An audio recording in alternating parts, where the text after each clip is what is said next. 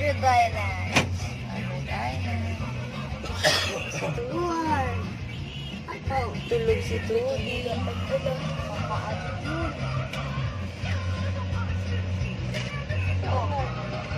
Asleep na sila. Out of way yung...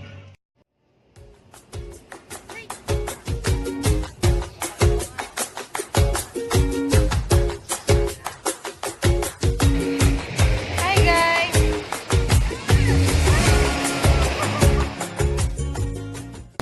So mag-island hopping kami. Pupunta kami doon sa kabila ng bundok na yon.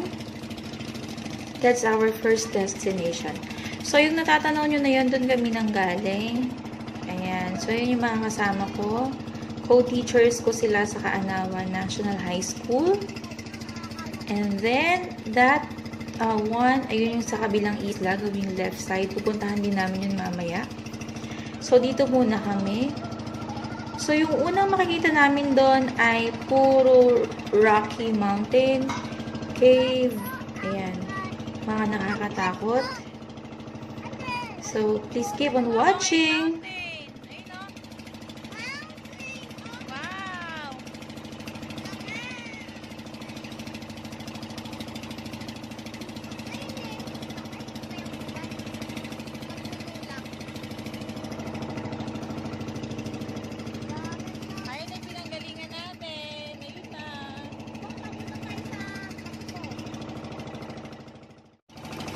So, this is a closer look of the mountain. Ayan. So, zoom ko lang siya actually.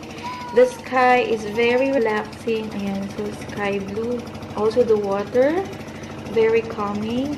And, of course, ayan, yung mga kasama ko. Sila Ma'am Reggie, nakasakay sa kabilang bangka. So, medyo malayo pa yung pupuntahan namin. So, dito muna tayo.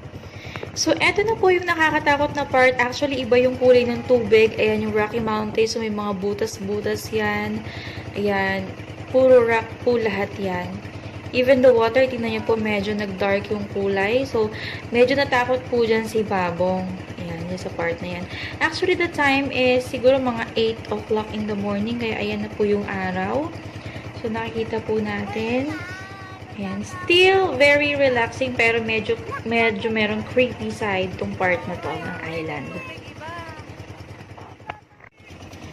Here it is to give you a clearer picture of what I was talking about. So ayan po yung butas ng Rocky Mountains that we passed. So there. Ayan. Medyo malabo yung camera. Ayan. So medyo luminaw na siya. Mas luminaw na siya. Then sa part na yan. Ayan. So, hindi kami pumasok yan sa loob niyan, pero mas malapit kami. Nakasakay kami sa bangka. So, there. At this point, medyo malapit na kami dun sa aming first destination. The sky is really calming, very relaxing. So, ayan talaga yung purpose ng aming vacation, to relax, to be closer to nature. So, ayan po yung matutulis yung part na yan. Ganyan po yung pinuntahan namin. Actually, diyan kami naupo sa ganyan. Medyo mahirap umaura kasi matutulis yung bato. Masakit umupo. But the view is really cool. Very, very nice. So, there. So, malaki po yan. Medyo mataas. Yan. Ayan. So, medyo naka-zoom yata yung camera ko dito. Kaya ganyan po yung kuha. As in, parang sobrang lapit. Pero hindi naman kami ganyan ka-close dyan sa sa rocky part na yan ng island. So, there, dun po kami pupunta. Lagpas pa ng mga butas na yon, mga may butas.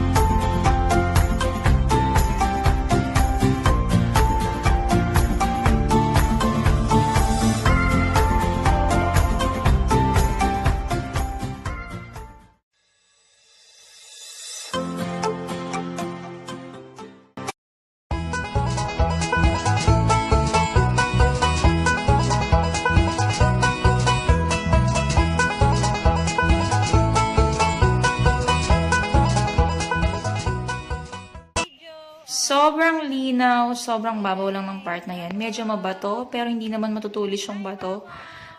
Medyo madudulas nga lang sila. Buti na lang walang jellyfish sa lugar na yan. Kung hindi, delikado.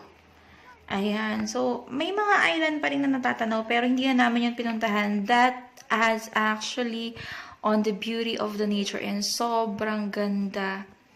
So, dito kami nag-picture-picture sa part na yan. Ayan yung mga kasama ko. Maara sila kasama yung mga kids. So, there. On that part, dun kami unang nag-picture. Dun kami bumaba sa side na yon. So, papunta na kami sa kabilang island. Yung Umbrella Rocks. So, there. Ayan si Babong. Hi, Babong.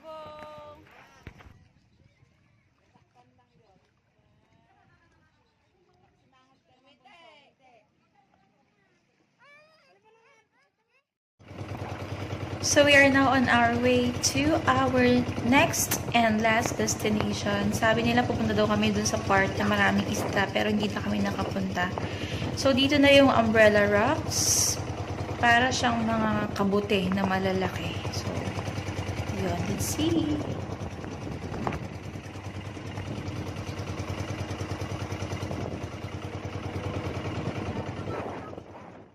Eto na yung Umbrella Rocks. Ayan, para silang malalaking kabute. Ayun si Justin at saka si Babong. Lumalangoy-langoy sila. Sobrang babaw nun. So, kaya siya Umbrella Rocks kasi ganun yung formation. Ganun yung rock formation niya. Parang mushroom na nakapayong. So, susunduin ko na si Babong. Kasi paalis na kami.